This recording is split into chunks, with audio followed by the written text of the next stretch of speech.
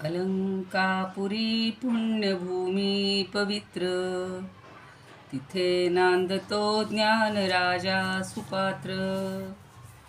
तया आठविता महापुण्य राशी, नमस्कार माझा सद्गुरु ज्ञानेश्वरासी. नमोऽनंताय शुद्धाय कूटस्थायात्मने नमः. प्रेमांबुधिविहाराय ज्ञानराजाय ते नमः. माधुर्यरसकल्लोला शिवशक्तिस्वरूपिणीं, अमृतानुभवार्थाय वंदे ज्ञानेशनंदिनीं. ज्ञानदेव गुरु ज्ञानदेव तारू, उतरील पहिलं पारू ज्ञानदेव. ज्ञानदेव माता ज्ञानदेव पिता, तोडील भव व्यथा ज्ञानदेव. ज्ञानदेव माझे सोय रे दाय रे, जीवलग निर्धारे ज्ञानदेव. ज्ञानदेव संसेना म्हणे माझा, ज्ञानदेव निधान दाविली निज खूण ज्ञानदेवे. ज्ञानियांचा राजा गुरु महाराव, म्हणती ज्ञानदेव तू माईसे. मज पामरासी काय थोरपण, पायीची वहाण पायी बरी. ब्रह्मादिक जेथे तुम्हा मोळंगणे, इतर तुलने काय पुढे. तुका म्हणे नेडो युक्तीची आखोली, म्हणून ठेविली पायी डोई. म्हणून ठेविली पायी डोई. ज्ञानियांचा राजा गुरु महाराव, म्हणती ज्ञानदेव तू माईसे. खूप दिवस आपण ज्ञानेश्वर अष्टक दुसरं म्हटलेलं नाही, ते म्हणूया. माता यस्य तपस्विनीच जनको, वैराग्य रागान्वित.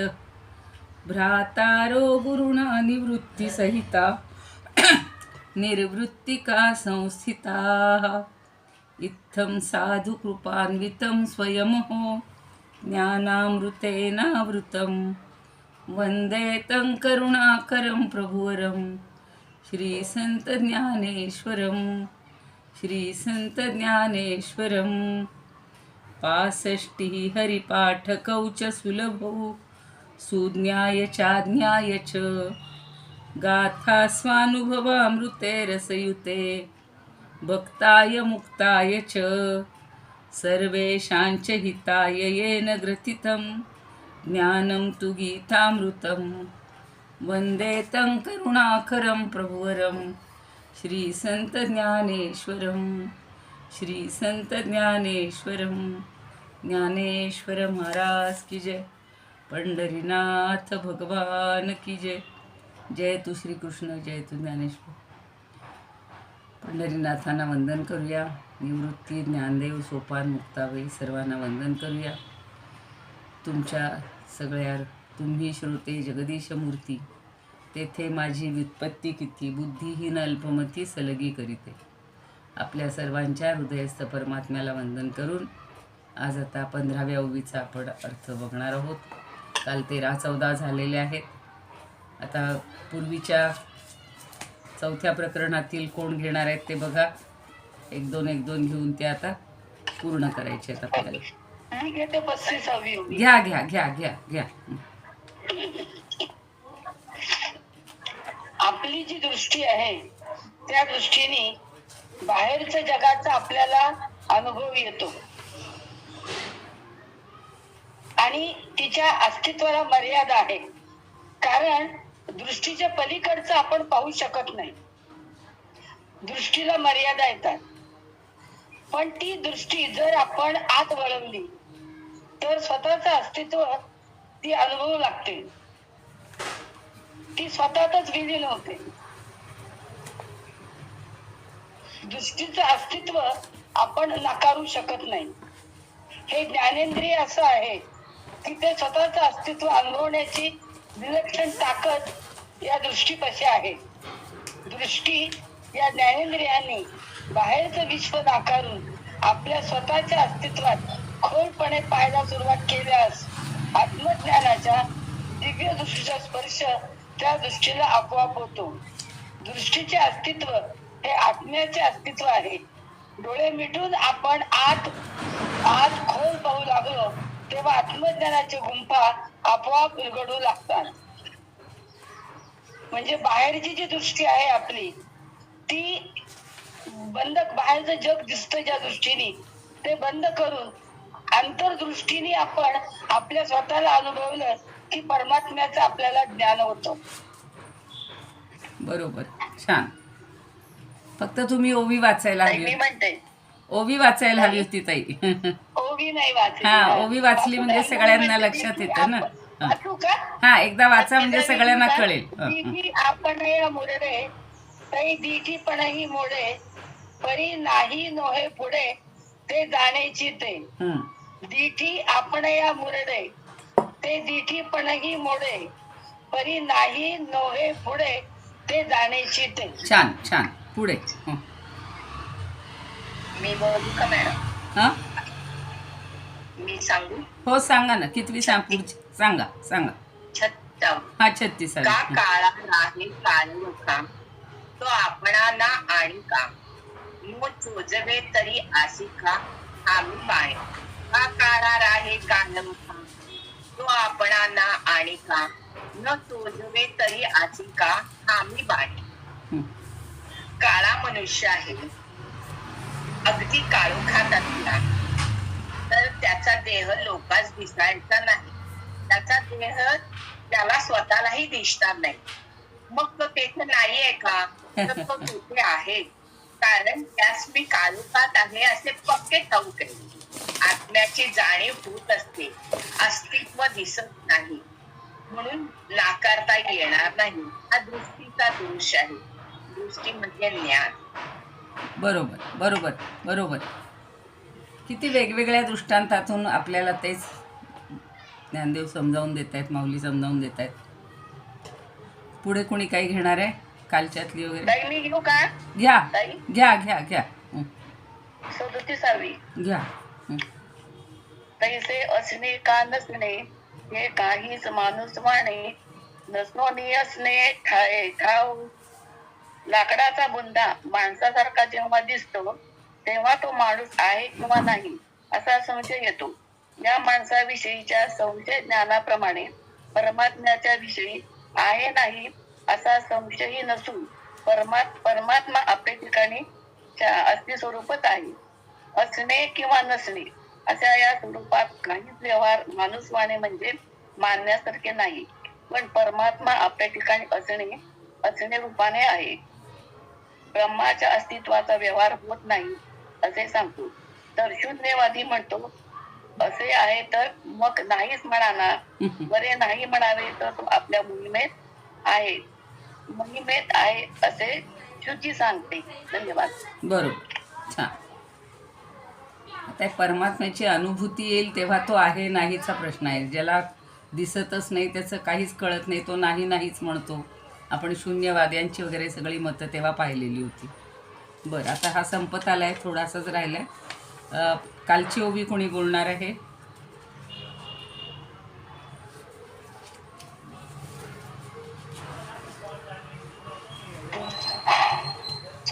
चौदावी पण.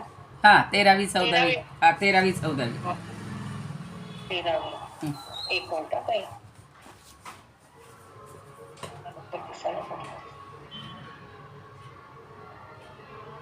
एवं सचिदानंदो आत्मा हा ऐसा शब्दो अन्ववृत्ती सिद्धू वाचक नव्हे. परमेश्वराचे वर्णन सचिदानंद असे केले आहे, परंतु ते वेगळे न राहता परमात्म्याचे एकरूप राहतात. परमात्मा हा शब्दाच्या पलीकडे आहे. वाचेच्या रूपाने सचिदानंदाचे स्वरूप शिल्लक राहत नाही. तो असं करेल त्याला रूपवर्ण करणारे शब्द उपयोगी पडत नाही. एवढा काढला तरी याचा अर्थ. हो हो हो, बस बस बस, ठीक आहे. 13वी घेतली ना? 13वी घेतली. बर, 14वी घेते कोणी? दृष्टांत होता तो. 14-15 एकच आहे. हा, 14 पण. सांगू का? सांगा. म्हणजे मला जे समजले तेवढं सांगते. हो, नाही तेवढंच सांगा, त्या दृष्टांतातूनच आपल्याला लवकर कळतं ना. सूर्याचे प्रकाशे ते काही जड आभासे तेणे तो दिवसे सूर्यकडे आणि 15वी तेवी देणे तेजे वाचेशी वाच्य सुगे ते वाचा प्रकाशित ते आहे. ते 15वी. हो. सूर्यप्रकाशात जड वस्तू दिसतात, परंतु जड वस्तू सूर्यप्रकाशाला पाहू शकणार नाही. परमात्म्याच्या तेजाने वाणीला तेज प्राप्त होते. ती वाणी सर्व वस्तूचा परिचय करून देते. तो परमात्मा त्या वाणीला प्रकाश टाकतो. वाणीत प्रकाश टाकतो. वाणीने आपल्याला परमात्मा कधीच दाखवता येणार नाही. त्या परमात्म्याच्या प्रकाश तेजात वाणी नवून निघते. म्हणून वाणीने परमात्म्याचे वर्णन करणे अशक्य आहे. छान. ठीक आहे. हो, छान, बरोबर. आता 2 दृष्टांत झाले. चुकलं तरी सांगत जा काही. नाही नाही नाही नाही, चुकायला.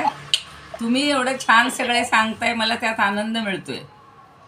आणि काही त्याच्यात अजून वाटलं तर बोलायचं असेल तर मी पुढे सांगणारच आहे ना.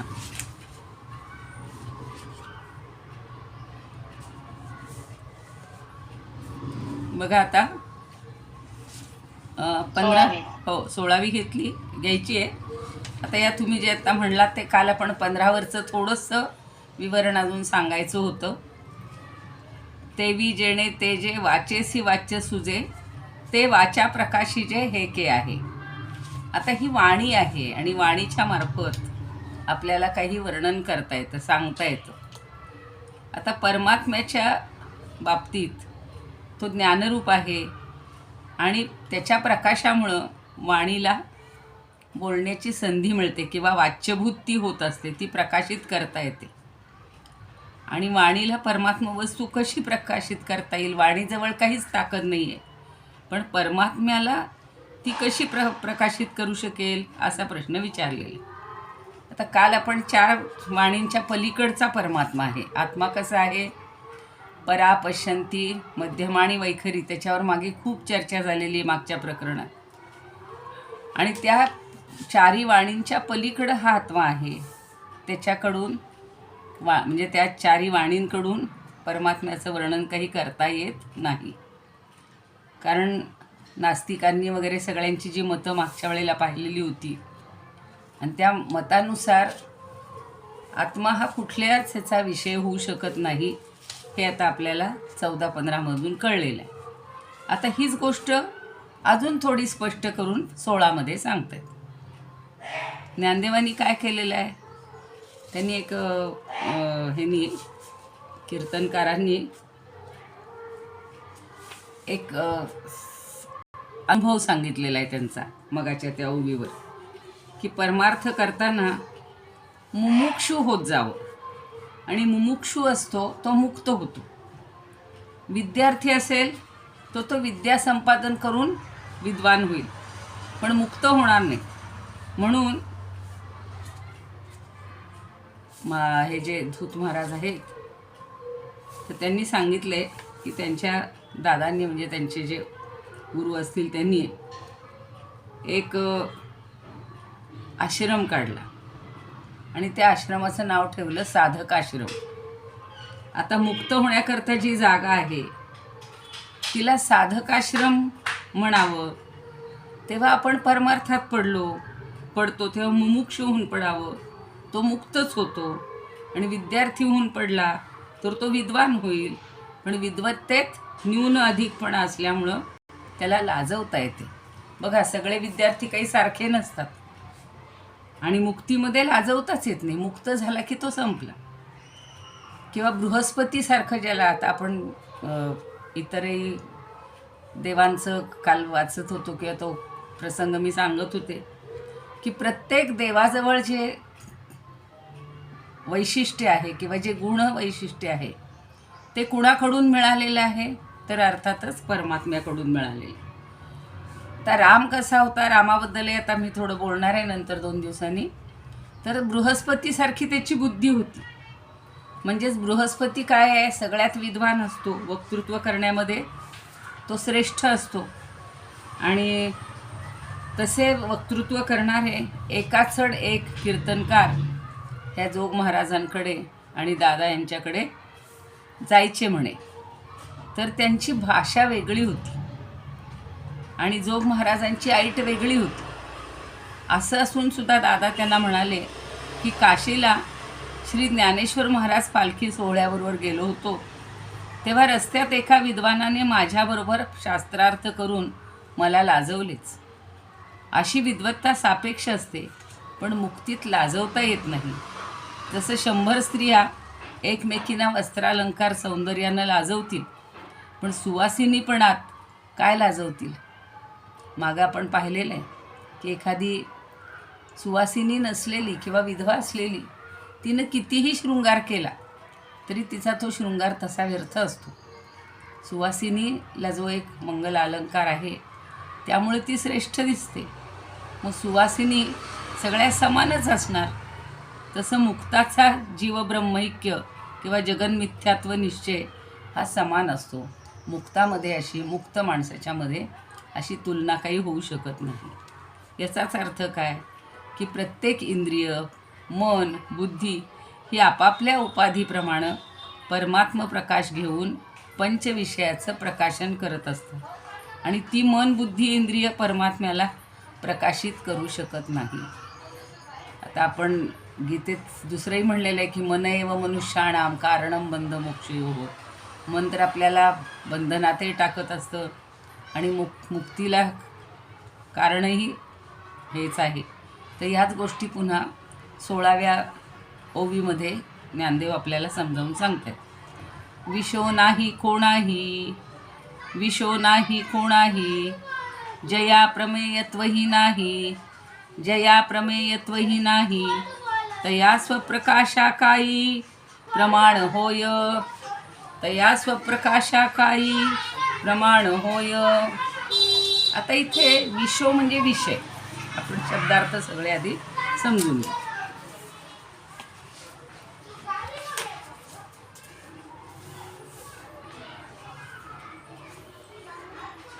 मगाशी तुम्ही वाचत होत्या त्यावेळेला मग मी चुकून 5व्यातलीच ती, म्हणजे आधीच्या ताई वाचत होत्या तेव्हा 5व्यातलीच पुढची ओवी काढून बसले आणि काही जुळे ना, मग लक्षात आली ही 4थ्यातली आहे.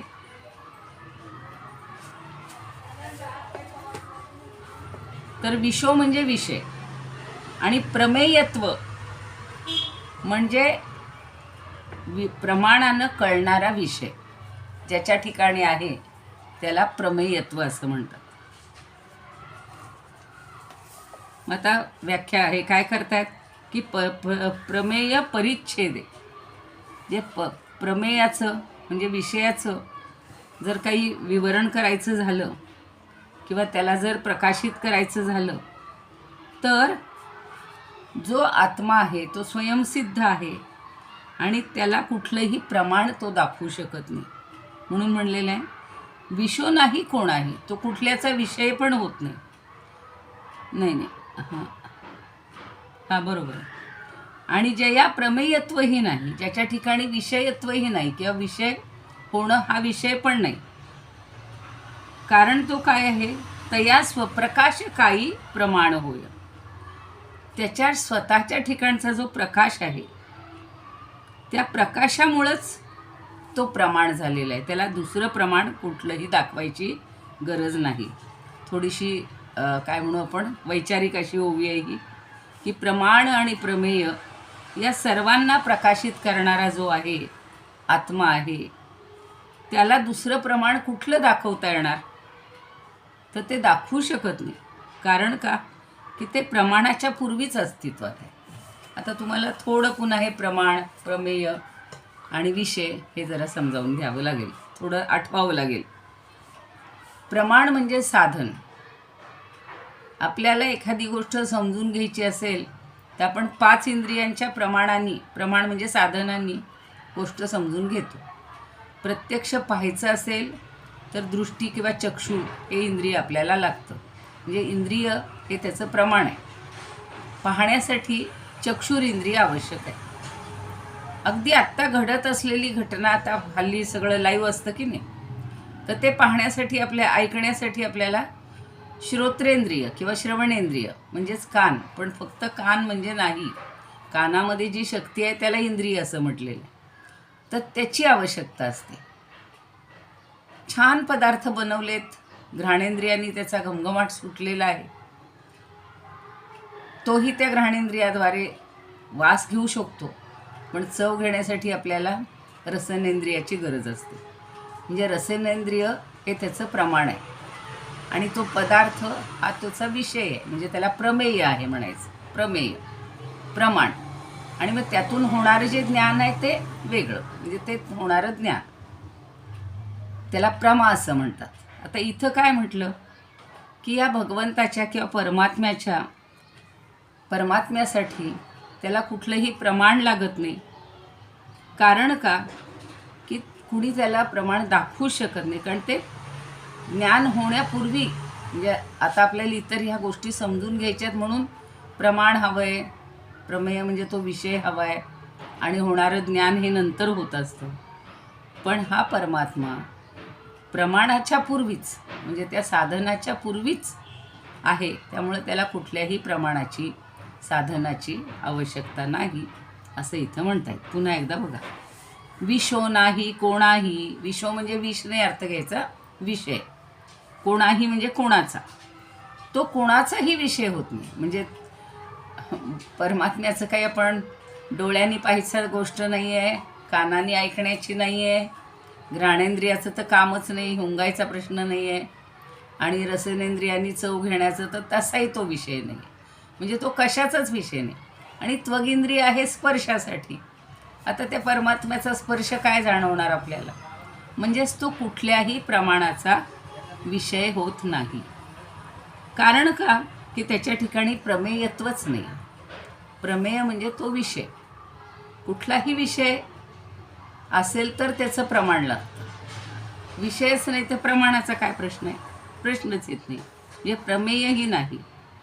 कारण का की हा स्वयंप्रकाश आहे आणि स्वयंप्रकाशाच्या स्वरूपाला दुसरं प्रमाण काय कामाचं आहे? म्हणजे काल आपण जे पाहिलं सूर्याला काही दुसऱ्या जड वस्तूंनी दाखवण्याची गरज नाही आहे. सूर्य सगळ्या जड वस्तूंना प्रकाशित करत असतो.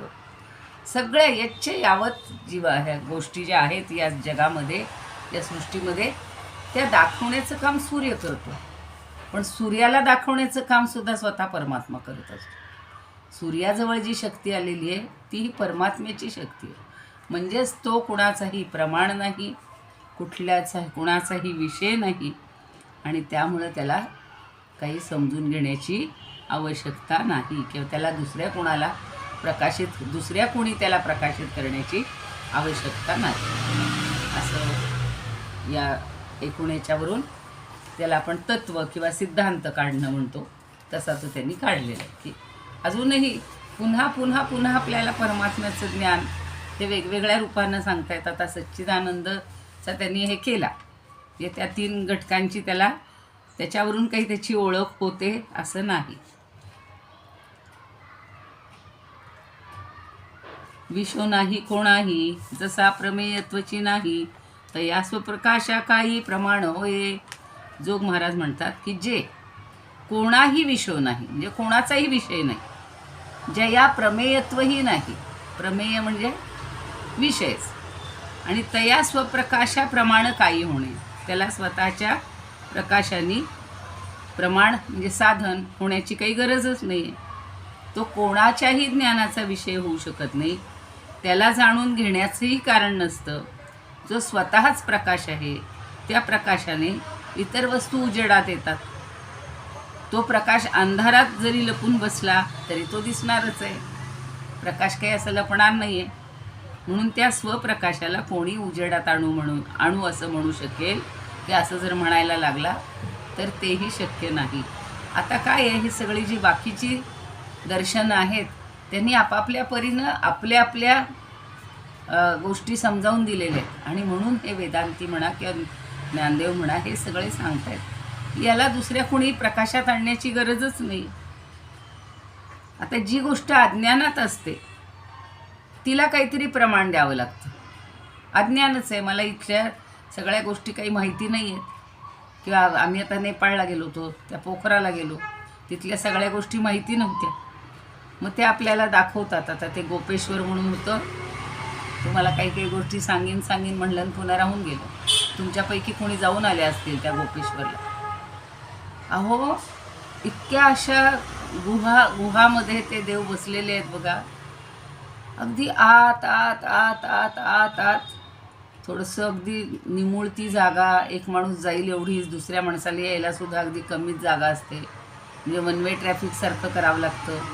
आणि शेवटी गेल्यानंतर त्या काय म्हणू आपण, भगवंताची लीला अशी आहे की तिथून एक धबधबा कोसळत असतो आणि तिथे त्या महादेवाचं ठिकाण आहे. म्हणजे माणूस शेवटी गेल्यावर असं वाटतं आता काय बघायचं आहे तो धबधबा. म्हणून आम्हाला जरा लोक म्हणे नका आता खाली पुन्हा 10-20 पायऱ्या चढून, कारण खूप आतपर्यंत जायचं होतं. तसं हे भगवंताचं आहे की शेवटी परमात्म्याचं आहे, भगवंताचं आहे की आपण त्याला कोणी दाखवायची गरज नाही, आपल्याला तो पाळण्याची गरज आहे. कारण आत्मा हा ज्ञानरूप आहे, प्रकाश आहे.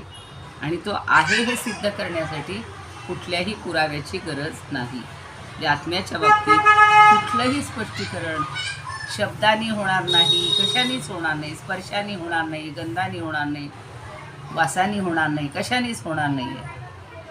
दृष्टीनं म्हणजे रूपाने होणार नाही. म्हणजे रूप, रस, गंध, स्पर्श ह्या ज्या सगळ्या 5 स्पर्श काय म्हणू आपण, तन्मात्राम, की त्याचे विषय असतात प्रत्येक इंद्रियाचे, तर त्यांचा इथे काहीही उपयोग होऊ शकणार नाही, असं पुन्हा पुन्हा ते आपल्याला सांगतात. आता परमात्मा, ते दूत महाराज सांगतात की परमात्मा हा कोणत्याही प्रमाणाचा विषय होत नाही. कारण का, की त्याच्यावर अज्ञानाचं आवरण असतं. तो प्रमेय होत असतो, पण शुद्ध ब्रह्मावर अज्ञानाचं आवरण नसल्यामुळं तो प्रमेयच होत नाही. आणि तो स्वयंप्रकाश आहे, त्यामुळं त्याला आपण ब्रह्माला प्रमाण कसं विषय करू शकणार. कारण तो स्वतः स्वयंप्रकाश आहे. त्याच्याकडं कोणी असं, जसं आपल्याला अंधारात गेलो तर आपण टॉर्च दाखवतो आणि ती वस्तू पाहतो, तसं याच्यावर कोणी काही असा प्रकाश टाकून त्याला शोधण्याचा प्रयत्न करू शकणार नाही. आता तो कुणाला जर पाहिल तर तो विषयी होईल, त्याला कोणी पाहिलं तर तो विषय होईल. पण ज्ञानदेव म्हणतात की ज्याच्या ठिकाणी विषयत्व किंवा प्रमेयत्व नाहीत, ज्ञान हेच ज्या परमात्म्याचं स्वरूप आहे, त्याला प्रमाणाची काय गरज आहे. म्हणून अजून एक विधान केलेलं आहे, ज्ञातृज्ञेयाविहीन नुसदेची जे ज्ञान. आत्ता जसं सांगितलं की वस्तू, प्रमेय, प्रमाण आणि प्रमा या 3 गोष्टी असतात, तसं ज्ञाता, ज्ञेय आणि ज्ञान या 3 गोष्टी असतात. तर ज्ञातृ म्हणजे ज्ञाता, ज्ञेय म्हणजे समजून घेण्याची वस्तू, तर त्याच्या विहीन आहे हा, तो समजून घेण्यासाठी गरज नाही आहे. नुसदेची ते ज्ञान, अहो ते ज्ञानच आहे, त्यामुळं त्याला दुसऱ्या ज्ञात्याची गरज नाही किंवा त्याचा विषय असण्याची गरज नाही. ज्ञानघन असा हा परमात्मा आहे आणि तो कोणालाही विषय होत नाही. कारण अज्ञानानं जे आवृत असतं त्याला ज्ञानाचा विषय व्हावं लागतं. हा प्रकाशाने किंवा ज्ञानाने युक्त आहे आणि त्यामुळं त्याला असा विषय करता येणार नाही. तर कदाचित कोणी असं म्हणतील की परमात्मा हा अज्ञानाचा विषय होऊ शकतो. आता अज्ञानाचा कसा, तो ज्ञानच आहे तर त्याला अज्ञानाचा विषय कसा होईल. आता अज्ञान आणि परमात्मा ह्या सुद्धा विषम गोष्टी आहेत. परमात्मा म्हटलं की ज्ञानच आहे, त्याला अज्ञान म्हणणं योग्य नाही आहे. आणि परमात्मा हा स्वयंप्रकाश आहे, जसा सूर्य स्वयंप्रकाश आहे. त्यामुळं अज्ञानाचा विषय ते होऊ शकणार नाही. तिथं प्रमेयत्वही मुळीच येणार नाही. तो प्रमाणांचा विषय होऊ शकत नाही. प्रमाण म्हणजे साधन. जसं ऐकण्यासाठी कानाची गरज आहे, पाहण्यासाठी डोळ्याची गरज आहे, दृष्टीची, तसं. बरं, त्याला ज्ञेय म्हणावं. ज्ञेय म्हणजे समजून घेण्याचा विषय, ज्ञेय. गोष्ट वस्तू तर ज्ञेयही म्हणता येत नाही, प्रमेयही म्हणता येत नाही. म्हणजेच परमात्म्याला स्वयंप्रकाशत्व असल्यामुळं तो कशाचंही प्रमाण होऊ शकत नाही किंवा त्याला कोणतंही प्रमाण विषय करू शकणार नाही. आता प्रमाणाच्या ठिकाणी प्रमेयत्व किंवा प्रमाणाच्या ठिकाणी प्रमाणत्व केव्हा असतं ते आता पुढच्या ओबीमध्ये सांगणार आहे. पण आपण संस्कृत हे बघून घेऊया आणि नंतर अजून त्याच्यावर चर्चा काही असेल तर करता येईल.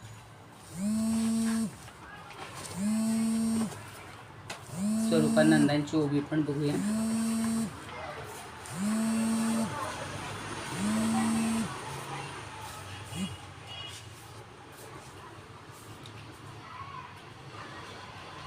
नास्ति यस्य प्रमेयत्वं नास्ति यस्य प्रमेयत्वं सकस्य विषयो भवेत् सकस्य विषयो भवेत्.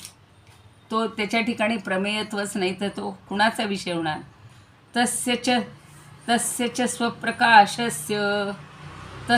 स्वप्रकाशस्य प्रमाणं किं भविष्यति प्रमाणं किं भविष्यति. तो स्वप्रकाश आहे त्यामुळे त्याला दुसऱ्या प्रमाणाची गरजही नाही. किंवा तो कसा कुणाचा प्रमाण होणार, कुणाचं विषय होणार, साधन होणार. तर तो साधनही होऊ शकत नाही आणि विषयही होऊ शकत नाही. तर हे काय म्हणतात बघा स्वरूपानंद.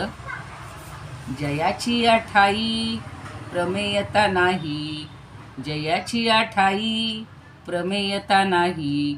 विषय ना होई कोणासी जो, विषय ना होई कोणासी जो.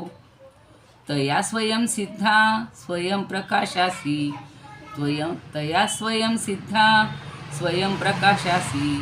प्रमाणे ती कैसी दावी येतील, प्रमाणे ती कैसी दावी येतील. म्हणजे त्यांना कुठलंही प्रमाण दाखवायची गरज नाही. आता हा ज्ञानाचा विषय आपल्याला पुढे पण अजून एक ज्ञान अज्ञान प्रकरण आहे. पण हाच विषय समजून घेण्यासाठी वेगवेगळ्या परीनं ज्ञानदेव आपल्याला समजावून सांगतायत.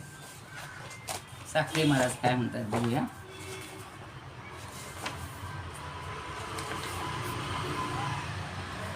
विषो नाही कोणाही, जया प्रमेयत्वही नाही. तया स्वप्रकाशा काही प्रमाण होय. आता जे सांगतात तेच आहे, पण फक्त प्रत्येकाच्या भाषेत थोडं समजून घ्यायचं की ज्याला प्रमेयत्व नसल्यामुळं जो कोणालाही विषय होत नाही त्या स्वयंप्रकाशाला किंवा स्वयंप्रकाशरूप आत्म्याची सिद्धी प्रमाणाने होईल काय, म्हणजे प्रमाणाने होणार नाही. आता याच्यासाठी त्यांनी एक छान उदाहरण दिलं. म्हणजे विषय किंवा प्रमाण प्रमेय याच्यासाठी त्यांनी एक उदाहरण दिले. जसं मला घटाचं ज्ञान करायचं, एखाद्या पुरुषाला घटादी पदार्थांचं ज्ञान होतं तेव्हा त्याला काय होतं, मी जे सांगितलं तेच की चक्षुरादी इंद्रियांची त्याला अपेक्षा असते. घट पाहताना सुद्धा आपण अगदी निरखून पाहतो, रंग पाहतो, त्याची भाजलंय का नाही नीट पाहतो, कुठे छिद्र नाही ना पाहतो. तर जो घट पाहणार आहे त्याला प्रमाता म्हणायचं किंवा विषयी असे म्हणतात. आणि ज्या चक्षुरादी म्हणजे डोळे इत्यादी साधनांनी घटाचं ज्ञान होतं ती सगळी प्रमाणं, त्याला प्रमाणं असं म्हणतात. मग आता ज्याचा प्रकाश करतात त्याला विषय किंवा प्रमेय म्हणतात. जो जड असतो तोच विषय असतो. या सगळ्या जड वस्तू आहेत, जड नाही म्हणायचं, जड. तर जेवढ्या जड वस्तू आहेत त्या सगळ्या विषय आहेत. आणि आपल्याला दुसऱ्या प्रकरणात पण हा थोडासा विषय गेलेला आहे की व्याख्यानात त्यांनी तिथेही सांगितलं होतं की प्रमाणं ही 6 प्रकारची आहेत. हे मी समजावून दिलं होतं. प्रत्यक्ष, अनुमिती, उपमिती, शाब्द वगैरे सगळी प्रमाणं सांगितलेली होती. त्या ठिकाणी आपला तो विषय झालेला आहे. पण परमात्मा हा कोणाचाच विषय होत नाही हे तिथेही सांगितलेलं होतं. त्यात शब्दप्रमाणही आलेलं होतं. शब्दांनीही परमात्म्याचं वर्णन करता येत नाही. त्यामुळं 6 प्रमाणांपैकी तो कशाचाच विषय होत नाही. मग तो स्वप्रकाश आहे, स्वतःजवळच त्याच्या तेज आहे, प्रकाश आहे, ज्ञान आहे. तो स्वतः ज्ञानच आहे. आणि त्यामुळं सगळे अनात्म पदार्थ जे आहेत ते त्याच्यामुळं प्रकाशित होतात. सगळे अनात्म म्हणजे जड, बरं का, जड शब्द पुन्हा लक्षात ठेवा. आणि त्या अनात्म पदार्थांमध्ये सगळं शब्दप्रमाणे येत असतं, शब्दांनी आपल्याला वर्णन करावं लागतं. लहान मुलाला आपण एखादं सांगितलं की जा रे ते अमुक अमुक घेऊन ये घरातून, तर तो म्हणतो काय आणायचं, घट कसला असतो मला काहीच माहिती नाही, त्यानं पहिल्यांदाच ते नाव ऐकलेलं असेल. आता आपल्या घरातल्या तर इतक्या वस्तू झालेल्या, तुम्ही काय काय कुणाला लहान मुलांना काय काय समजावून द्याल. मग आपण प्रत्येक गोष्ट हातात घेतो, त्याला ती समजावून देत असतो, आणि उजेड असेल तर त्याला ती कळेल, नाहीतर ती काही समजणारच नाही. हे जसं लहान मुलांच्या बाबतीत आहे, तसं तुम्ही आम्ही अज्ञानीच आहे या परमात्म्याच्या बाबतीत. त्यामुळे त्याला असं काही कुठलं प्रमाणाने दाखवता नाही येते, तो अनुभूतीचा विषय. स्वतःला अनुभूती यावी लागते, जाणीव व्हावी लागते, आणि मगच परमात्म्याविषयी प्रमाण का घडत नाही हे पुन्हा आता 3 ओव्यातून पुढं सांगणार आहे.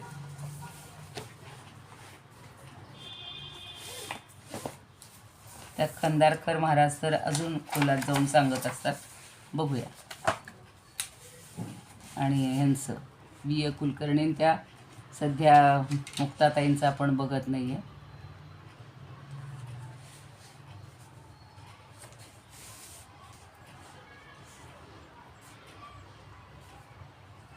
अज्ञानाच्या आवरणाचा भंग करणं हे प्रमाणाचं प्रयोजन असतं.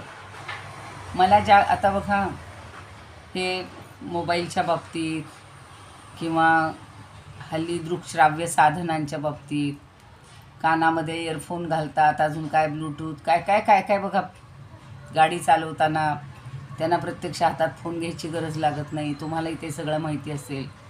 पण ह्या गोष्टी जेव्हा मला माहिती नसतात तेव्हा मी काय म्हणते, हे कसं करायचं. आता कालचीच गोष्ट साधी, मला आता ते कीर्तनाची याची तयारी करायची रामनवमीच्या, तर आता पूर्वी जी केलेली आहे तीच म्हटलं जरा ऐकू आणि त्याच्यापेक्षा वेगळा विषय घेऊ. पण एवढ्या आता त्या यूट्यूबवर आपलंच आपल्याला शोधणं हे खूप अवघड होऊन जाते. म्हणून मी माझ्या मुलीला म्हटलं की अगं मला काही अशी आयडिया त्याच्यातली असेल किंवा काही ट्रिक असेल तर सांगशील का. ती म्हणली असं फोनवरनं नाही सांगता येणार, तुला समोर असेल तर मग मला तुला प्लेलिस्ट करून दाखवता येईल, त्याच्यामध्ये लिस्ट केलेली असली की मग आपल्याला हवी ती आपल्या लिस्टमधली, त्या लिस्टमधले फक्त ती गोष्ट शोधता येते. एवढ्या 1500 यूट्यूबवरच्या सगळ्या ह्याच्यातून तू कशी शोधणार. अर्थात मी तो प्रयत्न केला, एक कीर्तन शोधण्यासाठी माझा अर्धा तास, कारण 3 वर्षापूर्वीचं, 2 वर्षापूर्वीचं, 1 वर्षापूर्वीचं, म्हणजे मध्ये काळ निघून गेलेला असतो ना. तर ह्या सगळ्या गोष्टी आपल्याला काहीतरी कारणाने किंवा कुठल्या तरी साधनाने शोधून घ्याव्या लागतात. जसं मोबाईल हे आता झालेलं आहे, मोबाईलमध्ये तर किती ॲप आहेत. आपण फेसबुकवरची गोष्ट यूट्यूबमध्ये दिसणार नाही, यूट्यूबवरची अजून कशावर दिसणार नाही, त्याच्यासाठी तेच उघडावं लागतं. तीच खिडकी म्हणूया आपण, तेच जे ठिकाण आहे तेच उघडावं लागतात. आपण व्हॉट्सअपचा वापर करतो आहे, नाही तर गुगलचा वापर करतो आहे. म्हणून ज्यांच्याकडं गुगल आहे त्यांना व्हॉट्सअप म्हणजे झूमवरचं दिसत नाही, ज्यांच्याकडं झूम आहे त्यांना गुगलवरचं दिसत नाही, म्हणजे ते दोन्ही ॲप घ्यावे लागतात.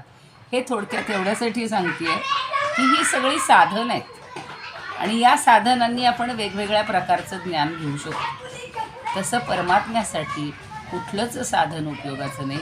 आता मला एक शेवटी म्हणावंच वाटते, मगाशी जुनं सगळं रेकॉर्ड पाहत होते आणि त्यावेळेला इतके चांगले चांगले विषयावर लिखाण केलेलं आहे, संशोधन लेख लिहिलेले आहेत, तर असं वाटायला लागलं की आपण रोज एक एक त्यातला विषय वाचायला हरकत नाही. आता आपल्याला सगळं विसरलेलं असतं. तर भक्ती हे मोक्षाचं सर्वश्रेष्ठ साधन आहे, असा एक लेख मला मगाशी दिसला होता. अर्थात पुन्हा मी ते सगळं कपाटात ठेवून दिलं. म्हटलं आता काय काय कुणाला सांगणार, आणि हे त्या वेळेला जो ज्या ग्रंथांचा अभ्यास केला असेल त्याच्यावरून ही एक एक आपण अनुमानं म्हणा किंवा निष्कर्ष म्हणा किंवा असे काही हे केलेले असतात.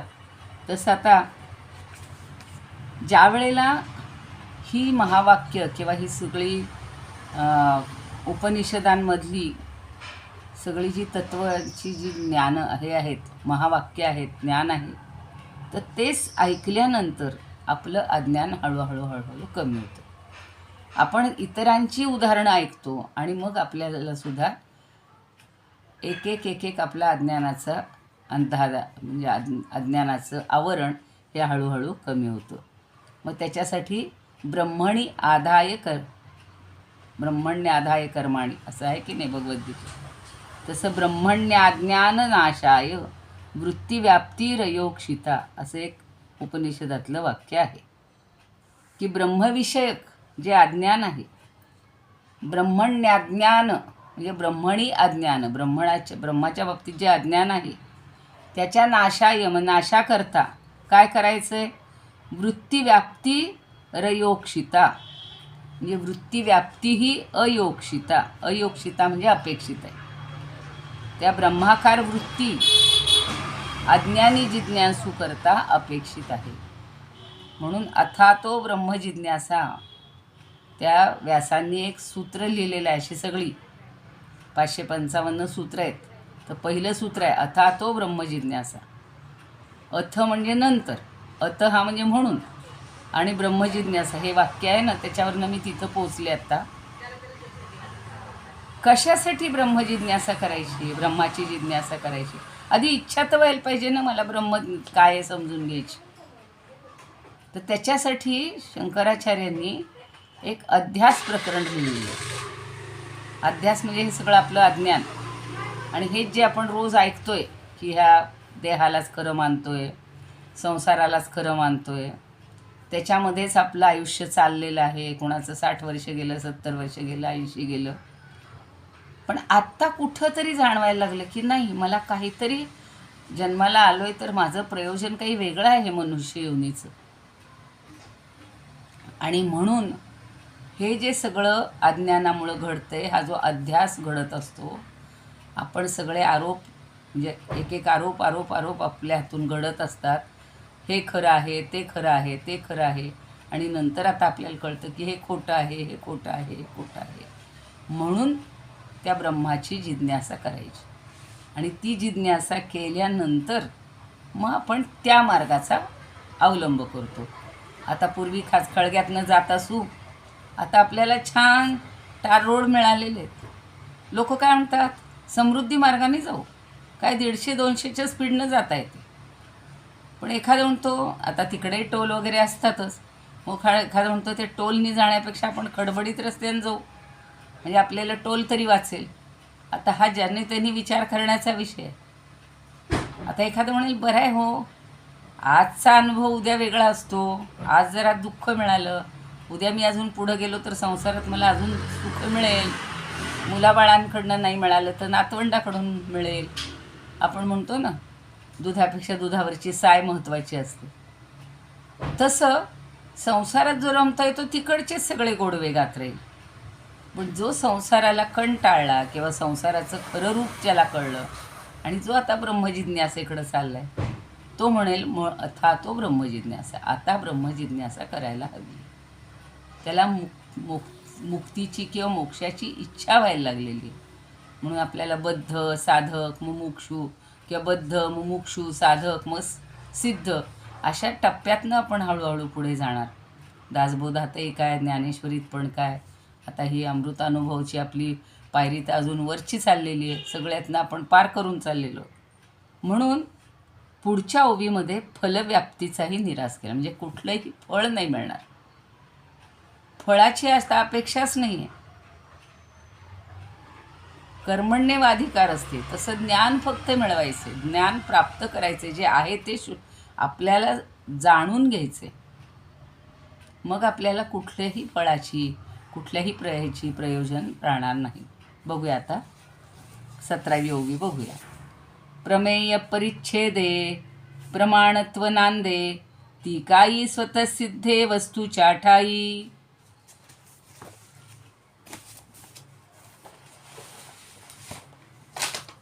प्रमेय परिच्छेदे प्रमाणत्व नांदे, ते काय स्वतःसिद्धे वस्तूच्या ठाई. आता प्रमेयत्व, प्रमेयत्व कशाला म्हणतात? जे प्रमाणानं कळतं ते, त्याला प्रमेयत्व म्हणतात. म्हणजे विषय. प्रमेयचा अर्थ साधा एक लक्षात घ्या, विषय. मला आठवतं लहानपणी बघा ती प्रमेय असायची भूमितीची. मला कळायचंच नाही त्याला प्रमेय का म्हणतात, प्रमेय का म्हणतात. मग काहीतरी एक गृहीत धरलेलं असायचं आणि शेवटी त्याच्यावरनं निष्कर्ष काढायचा. आणि त्याच्यासाठी ते 4-5 काहीतरी पायऱ्या असायच्या आणि त्याच्यातून हे असं नाही ते तसं नाही किंवा हे असं आहे हे असं आहे आणि शेवटी निष्कर्ष असायचा की त्रिकोणाच्या तिन्ही कोनांची बेरीज 180 अंश असते. त्याला ते प्रमेय म्हणायचं. तसं इथे आपल्या वैयक्तिक जीवनामध्ये सुद्धा जे प्रमाणाने कळतं त्याला प्रमेयत्व असतं. आणि प्रमेय परिच्छेदे, परिच्छेदे म्हणजे काय की प्रमाणानं कळणाऱ्या वस्तूच्या मर्यादेमुळं. शेवटी डोळ्याची सुद्धा एक काही क्षमता ठरलेली आहे बघा. डोळा हे प्रमाण आहे, पण अतिंद्रिय आपल्याला नाही दिसू शकत डोळ्याने.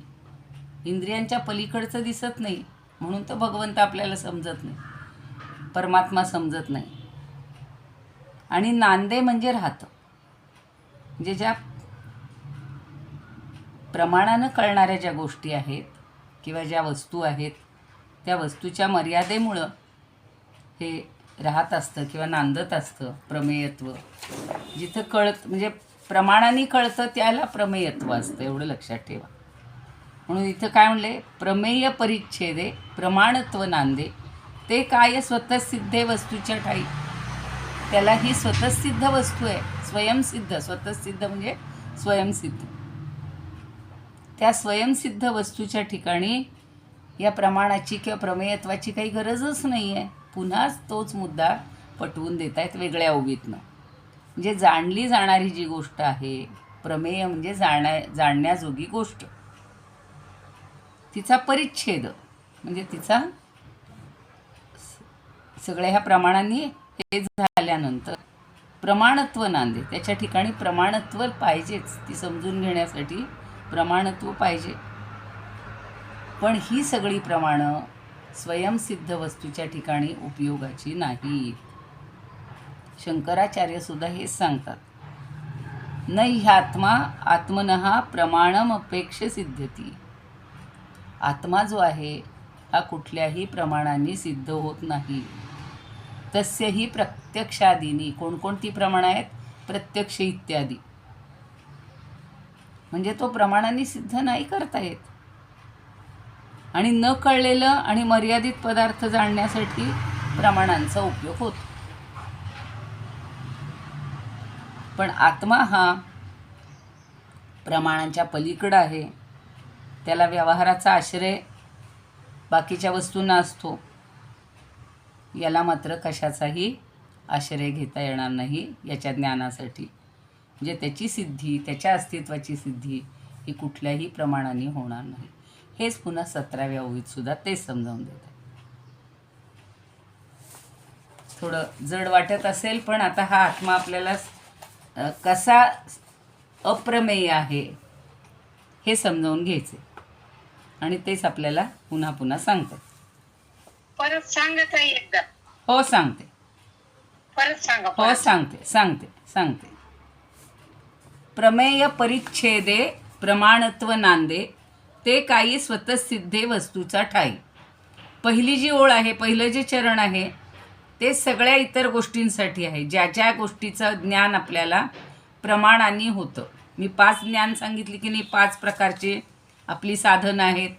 चक्षु, श्रोत्र, घ्राणेंद्रिय, जिव्हा आणि त्वक म्हणजे स्पर्श ज्ञान होणारं. तर ह्या 5 गोष्टींनी आपण सगळ्याचं ज्ञान मिळवत असतो. सगळ्यालाच 5 लागतात का? हो नाही. जी गोष्ट डोळ्यांनी पाहायची त्याला चक्षुची गरज आहे. म्हणजे चक्षु हे प्रमाण आहे. आता समजून घ्या. म्हणून आता चक्षुनी प्रमेय म्हणजे विषय, ज्ञानाचा विषय. चक्षुनी काय दिसतं? हो, जे पाहायचं असेल तेवढ्याच गोष्टी चक्षुनी दिसतात. बरोबर आहे का? कानाने बघता येतात. घट पाहायचा असेल तर आपल्याला कानाचा उपयोग आहे का चक्षुचा आहे? सांगा तुम्ही. सुमनताई, डोळ्याचा विषय बरोबर आहे की नाही? हां, आता तो पाहिल्यानंतर समजा तुम्ही कुंभाराळ्यात गेलात किंवा हल्ली मोठाले स्टॉल लागलेले असतात आणि किती प्रकारचे घट आहेत बघा. त्याच्यावर इतकी सुंदर चित्र काढलेली असतात. हे असतात. पूर्वी नळ नसायचे, हल्ली नळ असतात त्याला. त्याच्यासाठी ठेवण्यासाठी पुन्हा स्टँड असतात. आपण आपल्या लहानपणी माठ आणला तर काय अगदी त्याला ती वही असेलच असं नाही. 3 विटा मांडू, त्याच्यावर ठेवू, त्याच्याखाली काहीतरी पाण्याचं एखादं भांडं ठेवू. हे सगळं डोळ्यांनी आपण पाहत होतो, आजही पाहतो. म्हणजे प्रमेय म्हणजे विषय, आणि त्याच्यासाठी आपल्याला लागतं प्रमाण. आता हे समजलं का? नांदे म्हणजे लागतं, त्याचं महत्त्व येतं. हां, मग आता डोळ्याचं जसं आहे तसंच कानाचं आहे, तसंच नाकाचं आहे. पण नाक वगैरे म्हणणं हा अवयव आहे, आणि तो इंद्रिय म्हणजे त्याच्यातली शक्ती आहे. आता अगदी छान कमळाच्या बागा आहेत, गुलाबाच्या बागा आहेत, आणि तुम्ही तिथून चाललायत तर तिथे 3 गोष्टींचं आपल्याला किंवा 2 गोष्टी तरी येतात. एक तर डोळ्यांनी पाहतो, आणि घ्राणेंद्रियानी म्हणजे नाकाने आपल्याला सुगंध येतो. आणि पुन्हा तुम्ही गेलात, समजा ट्रिपवरून आलो आम्ही परत, तर आम्ही सांगतो काय हो तिथे बागा होत्या, इतका सुगंध होता, इतका सुगंध होता. म्हणजे पुन्हा रसनेचं किंवा जिभेचं वागिंद्रियाचंही काम पडलं, तिथे पडलं की नाही. म्हणजेच ही प्रमाणं सगळ्या जड वस्तूसाठी आवश्यक आहे. एवढंच लक्षात ठेवायचं. ते दुसऱ्या चरणात काय सांगतात, ते काही स्वतःसिद्धे वस्तूचा ठाई. ते म्हणजे ते, हे जे प्रमाण आहे ते स्वतःसिद्ध म्हणजे फक्त परमात्मा स्वयंसिद्ध आहे. त्याला कुठल्याही प्रमाणाची गरज नाही, त्याला कुणी सांगायची गरज नाही. एखादा म्हणाला ओ चला आमचे आमचे आमके आमके आजोबा आहेत आणि ते तुम्हाला हे आत्म्याबद्दल सगळं सांगतील. आहे का असं कुणी सांगणारं? नाही सांगू शकणार. हां, ते म्हणतील मला काय बोलताय तुम्ही, कुठला आत्मा कुठला परमात्मा, आम्हाला आपला भगवंत माहिती आहे बाबा, विठ्ठल माहिती, असं ते सांगतील. आम्ही रोज त्याच्या ह्याला जातो, दरवर्षी वारीला जातो. पण हा जो निर्गुण परमात्मा आहे, निर्गुण निराकार आहे, त्याच्याबद्दल तुम्ही कुठलं प्रमाण दाखवणार? डोळाही नाही, कानही नाही, घ्राणही नाही, वाणीही नाही, आणि स्पर्शही नाही. तेच सांगतायत दुसऱ्या ओळीत की ते काही स्वतःसिद्धे वस्तूच्या ठाई. या स्वतःसिद्ध वस्तूला कुठल्याही प्रमाणाचा काही उपयोग होईल का हो? कळलं? हो, कळलं. आता आपण कळलं. असं आहे. हां, आता ती दुसरा पुन्हा प्रकरण काढा, घरी जा, आणि दुसऱ्या प्रकरणातली 27वी वगैरे ओवी, त्यावेळेला सगळ्या प्रमाणांची माहिती मी सगळी दिलेली होती. आत्ताही पुन्हा म्हणून सांगतीच आहे थोडी थोडी. तर ही प्रमाणं इथं गरज नाही, या प्रमाणांचा इथे उपयोग नाही, कारण तो स्वतः स्वयंसिद्ध आहे, प्रकाशमय आहे. त्याला तुम्ही कशाने दाखवणार की हे परमात्मा आहे, हे परब्रह्म आहे? आणि कोण दाखवणार? दाखवणारा तरी कोण आहे? ते तेवढी कोणी पात्रता नाहीच आहे आपल्या तुमच्या आमच्यामध्ये. म्हणून गुरूंची गरज आहे की गुरु आपल्याला त्या मार्गावर नेतात, सद्गुरू नेतात, संत नेतात. आता हे जर काहीच नसतं तर आपण काही अभ्यास केला असता का हो? कोणतरी बोलत होता आता नंद. हां, तर आपल्याला काही कुणाचीही तशी उपयोग नाही, कुठल्या प्रमाणाचा नाही. तो स्वतः प्रमेय म्हणजे विषय होऊ शकत नाही. आणि ही सगळी 6 प्रमाणं ही त्याला दाखवायला किंवा त्याला सांगायला किंवा त्याचं महत्त्व पटवून द्यायला समर्थ होतील का? असा ते काही म्हणजे होतील का असा प्रश्न आहे. सिद्ध वस्तूच्या ठिकाणी, स्वयंसिद्ध वस्तूच्या ठिकाणी ही प्रमाणं उपयोगी होतील का असा प्रश्न विचारला तर अर्थातच आपण नाही हे त्याचं उत्तर येणार आहे. समजलं? 17वी ओवी. आता 17व्या ओवीचं आपण संस्कृत बघू. सगळ्यांचं पुन्हा उद्या बघू वाटलं असतं. प्रमेयस्य परिच्छेदात प्रमाणत्वं हि नंदती. प्रमेयस्य परिच्छेदात प्रमाणत्वं हि नंदती. तेन किं प्रतिपाद्येत स्वतःसिद्धं च वस्तु यत्. तेन किं प्रतिपाद्येत स्वतःसिद्धं च वस्तु यत्. जी स्वतः सिद्ध वस्तू आहे, स्वयंसिद्ध वस्तू आहे, तिचं प्रतिपादन कोण करणार? कुठलं प्रमाण करणार? नाही करू शकत. कुणीच त्याला समर्थ नाही. आता हे काय म्हणतात बघूया. स्वरूपानंद. देखा प्रमेयाते जाणाया कारणे, देखा प्रमेयाते जाणाया कारणे, नांदती प्रमाणे प्रत्यक्षादी, नांदती प्रमाणे प्रत्यक्षादी. परिस्वयं सिद्ध आत्मा अप्रमेय, परिस्वयं सिद्ध आत्मा अप्रमेय, प्रमाणे ती काय होती तेथे. काही म्हणजे काय? प्रमाणे ती काय होती तेथे. ही प्रमाणे तिथं चालतील का? हो, नाही चालणार. त्याचं जेव्हा आपल्यालाच अनुभूती येईल, ज्ञान होईल. आणि गंमत अशी आहे की ब्रह्मानुभव झाल्यानंतर एखादं म्हणाल मला झालाय बरं का ब्रह्मानुभव, काही जण सांगतात मला असं असं झालं, तर ते सगळं खोटं असतं. खोटं म्हणजे ब्रह्मानुभव झाल्यानंतर तो ब्रह्मीभूत होऊन जातो, ब्रह्मरूप होऊन जातो. तो बोलायला उरतच नाही, बोलूच शकत नाही. ते ज्ञान तेवढं एकच असं आहे की ते जे ज्ञान झाल्यानंतर बोलायचं नसतं. आत्ता मात्र आपल्याला बघा, बघून आलो सगळं ज्ञान झालं, केवढं आपण त्याचा गवगवा करतो. मी हे पाहिलं, मी ते पाहिलं, मी इथे जाऊन आले, तिथं जाऊन आले. ही सगळी दृश्य आहेत हो, जड आहेत. ह्याचं काही आपल्याला तशा अर्थानं ज्ञानाच्या दृष्टीनं काही त्याचा उपयोग नाही. तर असं आता हे समजून घेऊयात. उद्याला 18वी ओवीकडे जाऊ, पण 17वीचा थोडासा काही अजून विचार करायचा असेल तर प्रमाण प्रमेय हे जरा तसे समजायला म्हणलं तर किचकट विषय वाटतात. पण आता लक्षात घ्यायचं की जो मुमुक्षू आहे त्याला या काय ब्रह्मज्ञानासाठी कुठल्याही प्रमाणाची गरज नाही, किंवा तो त्याच्यातून ज्ञान मिळवू शकणार नाही. त्या मानसीताईंचं जरा एकदा बघायचं आहे, खूप दिवस झाले. इतकी ग्रंथ आहेत ना, आणि आता हे प्रवासाला जाऊन आल्यामुळं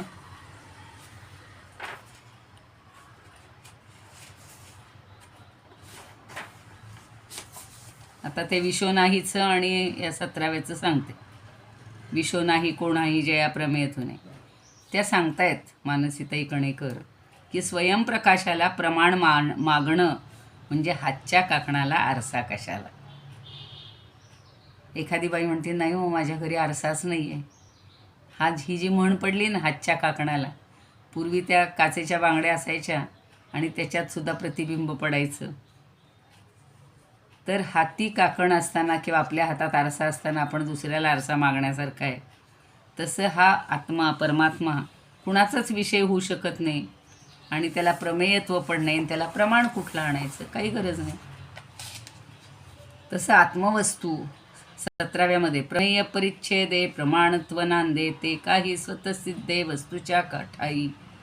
तर ही जी आत्मवस्तू आहे, हे परमात्मतत्व आहे, हे जे चैतन्य आहे ते स्वतःसिद्ध आहे आणि आपल्या ठिकाणी स्वस्थ आहे. ते स्वतःच्याच ठिकाणी.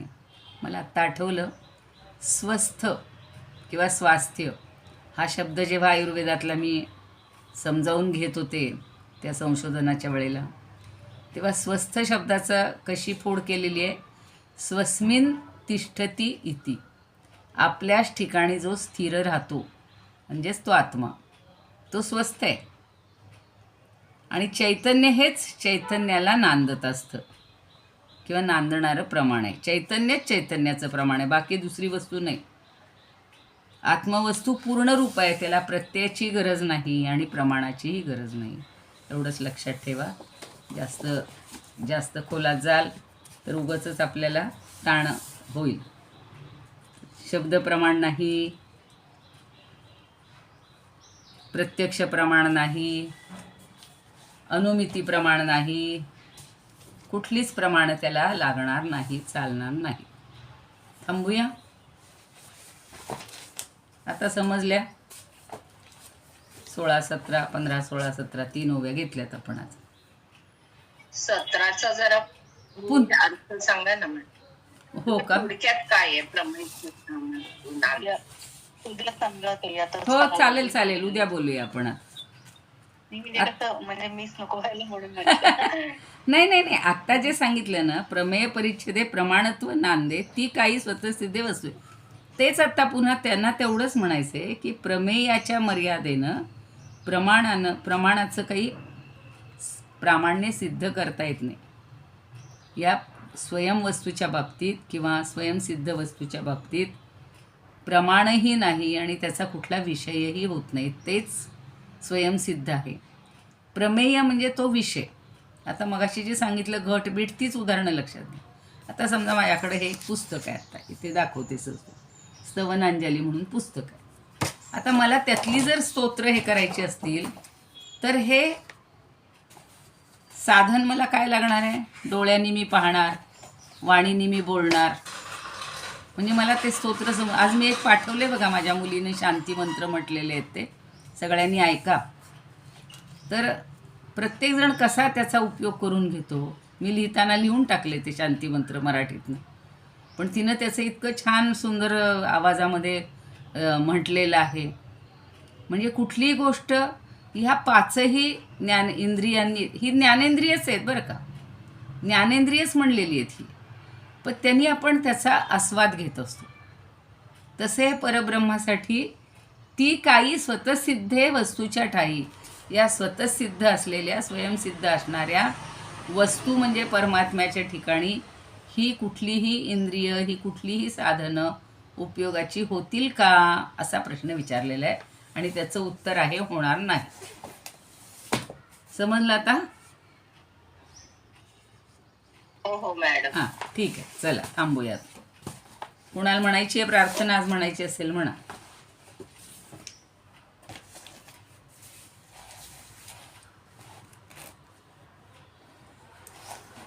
म्हणू का मी? हो म्हणा म्हणा म्हणा म्हणा.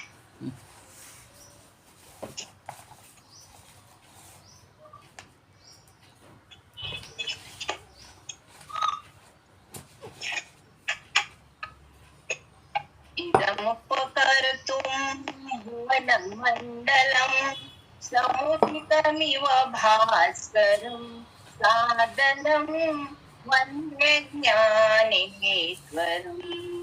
त्रिभुवनमाता भगवद्गीता लोकमङ्गला लोकविश्रुता लोकहितं सन्ततं ध्यायता येन ज्ञानेश्वरी विरचिता श्रीत्वा प्राकृतं सादरं वन्दे ज्ञानेश्वरं सादरं वन्दे ज्ञानेश्वरम्। गीताशास्त्रं वाङ्मयकल्पं नवभूतदीयं वयत्वचाल्पम् विषयविपदां प्रातमनल्पं व्याकज्ञेन येन भूषितं सरस्वती मन्दिरं सादरं वन्दे ज्ञानेश्वरं सादरं वन्दे ज्ञानेश्वरम्। यत्र शारदा कृपा प्रसादः यस्य श्रवणात् परमानन्दः निहितो यत्रामृतनिस्सन्दः काव्यतत्त्वयोः कृतवन्तः रसायनं मधुरं सादरं वन्दे ज्ञानेश्वरं सादरं वन्दे ज्ञानेश्वरम्।